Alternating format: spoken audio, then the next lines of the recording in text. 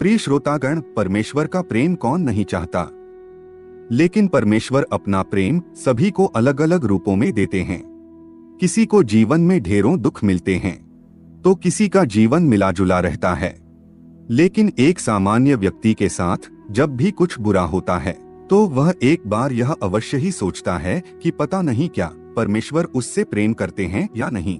मित्रों, आज की इस प्रस्तुति में हम आपको बताएंगे 8 ऐसे संकेत कि आप परमपिता से कितने निकट हैं और परमपिता आपको कितना प्रेम करते हैं। मित्रों, अगर परमेश्वर आपसे प्रेम करते हैं तो उसका पहला संकेत यह है कि आप जो भी करोगे उसमें आपको सफलता नहीं मिलेगी, आपको विफलता ही मिलेगी। जी हाँ मित्रों, यह सुनकर आपको थोड़ा विचित्र लग सकता है, परंतु यह सच्चाई है कि आप हर चीज में अपना 100% दोगे, परिश्रम और मेहनत करोगे, लेकिन आपको सक्सेस नहीं मिलेगी। और यह बार बार होगा जब तक कि आपकी आंखें नहीं खुल जाती। मित्रों, दूसरा संकेत है कि आपको अपने ऊपर जो विश्वास है वह खत्म हो जाएगा। जी हाँ मित्रों, जब परमेश्वर आपके साथ होते हैं तो आपको बिल्कुल अकेला फील होता है।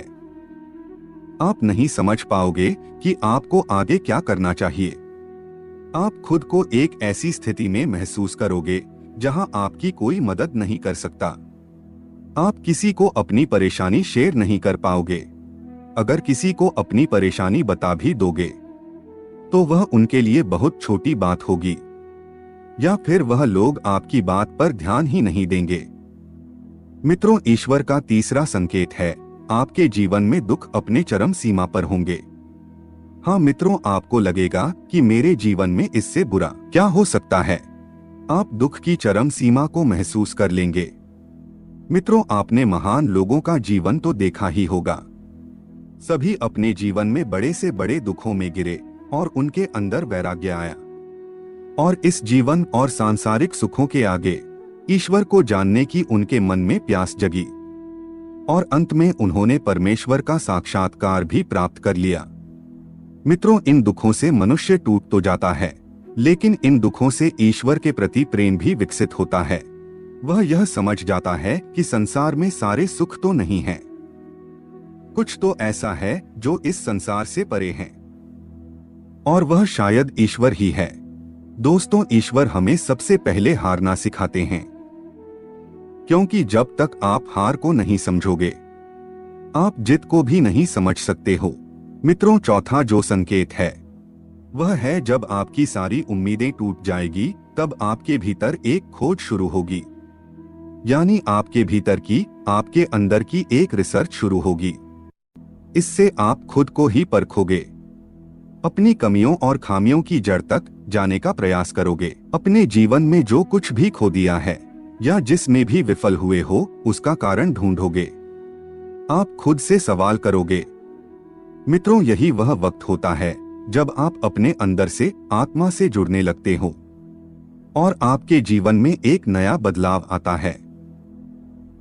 दोस्तों, पांचवा संकेत है आपके चरित्र में, आपके व्यक्तित्व में बदलाव आता है। मित्रों, जब आप खुद से जुड़ने लगते हो तब आप खुद को और अपनी खामियों को समझने भी लगते हो। इससे आप खुद को बदलना और तराशना शुरू कर देते हो। आप पहले से ज्यादा शांत, स्थिर, चीजों को गहराई से समझने वाला बनने लगते हो। मित्रों, जब भी हम ईश्वर की राह में जाने लगते हैं तब वह सबसे पहले हमारे अंदर परिवर्तन लेकर आता है ताकि हम उसकी भाषा को समझ सके। मित्रों, जब तक हम परमेश्वर के गुणों को नहीं समझ सकेंगे तब तक हम ईश्वर और उसके प्रेम को भी नहीं समझ सकेंगे। इसीलिए ईश्वर हमारे अंदर बदलाव लाते हैं, हमें उनकी भाषा को समझना सिखाते हैं, चाहे फिर वह दुख हो या कोई और खास अनुभव। छठा संकेत है आप किसी भी चीज में हार या जीत का अनुभव नहीं करोगे। मित्रों, यह वह वक्त होगा जब आप बदल चुके होंगे, आपके अंदर बदलाव आ रहा है। अब आपका जीवन के प्रति दृष्टिकोण बदलता जाएगा, जिससे सांसारिक जीवन में घट रही घटनाओं का आप पर असर कम होगा। बाहर सांसारिक जीवन में घट रही घटनाओं को आप एक नाटक के रूप में देखना शुरू कर दोगे, न कि एक वास्तविकता के रूप में। आपके अंदर साक्षी भाव आ जाएगा। आपके लिए संसार महज एक नाटक होगा, इससे ज्यादा और कुछ भी नहीं। दोस्तों, 7वां संकेत है, जब आपको यह महसूस होने लगेगा कि आप ईश्वर के बहुत निकट पहुंच चुके हो, तभी आपके जीवन में सबसे बड़ा झटका लगेगा। मित्रों, यह परमेश्वर की सबसे कड़ी परीक्षा होती है। यहाँ पर आपका विश्वास, आपकी बुद्धि, हर चीज तोली जाएगी जो कुछ भी अभी तक आपने अपनी यात्रा और साधना के द्वारा सीखी है। इस वक्त आपके जीवन में ऐसी परेशानियां, दुख या फिर इतना ज्यादा ऐशो आराम आ जाएगा कि आपको वाकई लगेगा ईश्वर तो कुछ भी नहीं है। वह केवल एक झूठ है, एक भ्रम है। यह समय सबसे अधिक धैर्य का होता है।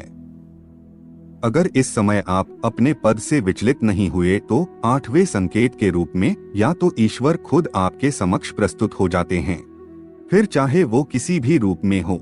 दोस्तों, यह 8वां संकेत ऐसा होता है जिसे शब्दों में व्यक्त नहीं किया जा सकता। इस स्थिति पर पहुंचने पर आपके मन में लेश मात्र भी संशय नहीं रह जाएगा कि ईश्वर आपके साथ नहीं है। आपको हर पल ईश्वर का और उसके आपके साथ होने का एहसास होगा।